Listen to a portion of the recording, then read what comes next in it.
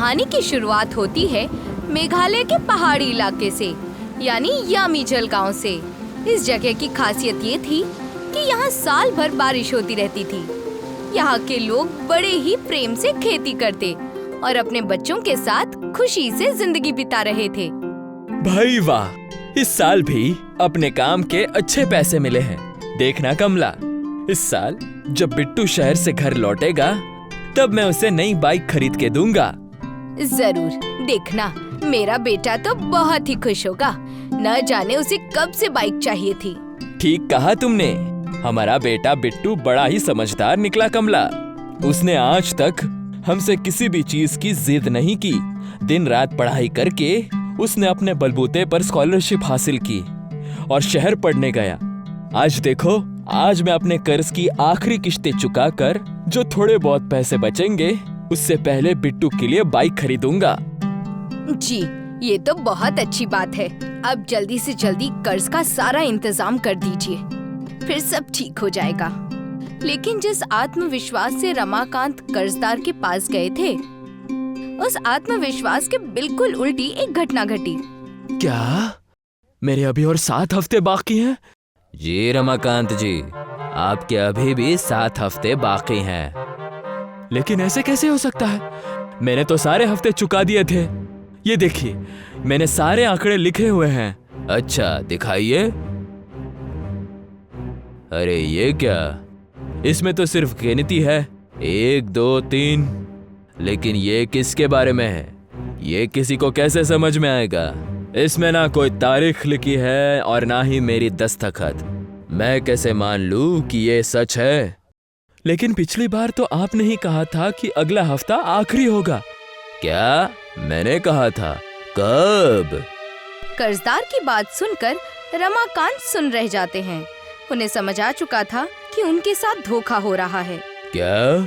मुझे शक की नजर से क्यों देख रहे हो भाई?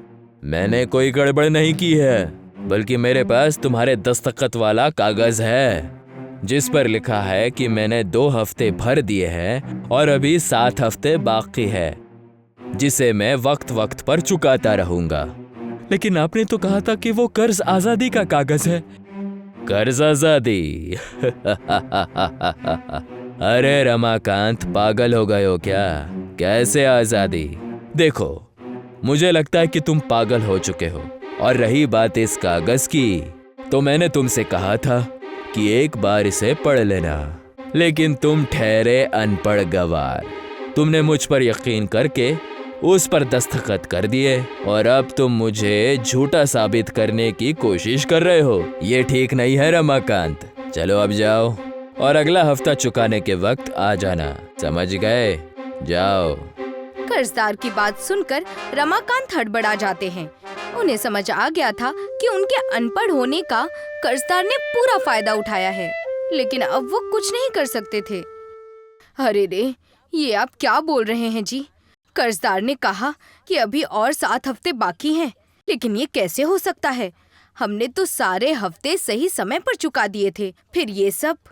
हमारे साथ धोखा हुआ है कमला। कर्जदार ने हमें फंसाया है, हमारे भोलेपन का फायदा उठाया है। सब खत्म हो गया है। अब मैं बिट्टू के लिए कुछ नहीं कर सकता, कुछ भी नहीं। बेचारा रमाकांत कर्जदार के झूठे बर्ताव से पूरी तरह से टूट चुका था। वो अपने बेटे के लिए कुछ करना चाहता था, मगर उसका ख्वाब टूट चुका था। अब वो दिन रात इसी कर्ज के चक्कर में मायूस रहता। इसी फिक्र में एक दिन देर रात तेज बारिश में रमाकांत नशे की हालत में नदी किनारे जा पहुंचा। सब गलत है, सब के सब धोखेबाज है, मेरा फायदा उठाते हैं। मैं अपने बेटे के लिए नई बाइक खरीदने वाला था, लेकिन कर्जदार ने मेरा सब कुछ छीन लिया, सब कुछ। अचानक नदी में तेज बारिश के साथ एक जल चक्र बनता है जो गोल गोल घूमने लगता है। अरे ये क्या? ये नदी का पानी नागिन की तरह नाचने क्यों लग रहा है? कहीं मैं कोई ख्वाब तो नहीं देख रहा? नहीं, तुम कोई ख्वाब नहीं देख रहे हो। अरे ये क्या? ये आवाज कहाँ से आ रही है? क्या अब मेरे कान भी बजने लगे हैं? नहीं, कान तो नहीं बज रहे। तो फिर कौन है? जो भी हो मेरे सामने आ जाओ, आओ। तभी पानी का जल चक्र एक गुब्बारे की तरह फूट गया और रमाकांत को होश आ गया। उसने देखा कि उसके सामने एक बहुत बड़ी नाव थी। अरे ये क्या? तुम कौन हो? मैं एक साक्षर परी हूँ जो अपनी जादुई नाव की स्कूल में लोगों को पढ़ाती है ताकि उनका भला हो सके। क्या? नाव स्कूल? हाँ तो हाँ, जाकर बच्चों को पढ़ाओ ना, मुझे क्यों आकर परेशान कर रही हो? ताकि तुम भी मेरी इस जादुई तैरती नाव के स्कूल में फटाफट पढ़ सको और उस कर्जदार को अच्छा सबक सिखा सको। तुम्हें कैसे पता कर्जदार के बारे में? मुझे सब पता है रमाकांत, कैसे तुम्हारे भोलेपन का फायदा उस कठोर कर्जदार ने उठाया। ये गलत है, तुम्हें उसे सबक सिखाना ही होगा। वो तो मैं जरूर करूँगा। लेकिन कैसे रमाकांत?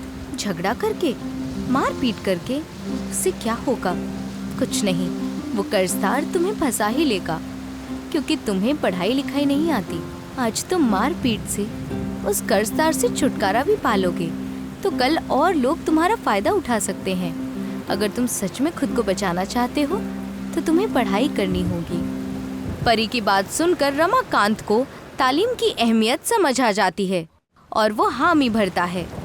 ठीक है, मैं तुम्हारे इस तैरते स्कूल में पढ़ने के लिए तैयार हूँ।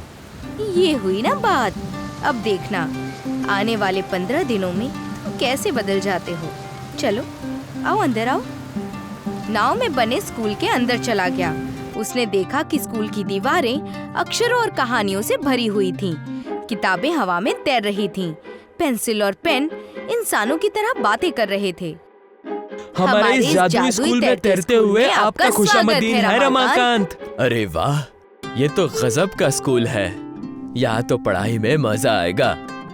आखिरकार रमाकांत ने परी पर यकीन करके अपनी तालीम शुरू की और गजब हो गया। रमाकांत को तालीम अच्छी लगने लगी। वो रोज नदी के किनारे जाता, स्कूल में पढ़ता और उसे पढ़ाई से इतना लगाव हो गया कि वो नींद में भी पढ़ाई करने लगा। आसमान का मतलब है आकाश, जल का मतलब है पानी। अरे ये क्या बोल रहे हैं? नींद में पानी, जल, आकाश? इनकी तबीयत तो ठीक है ना?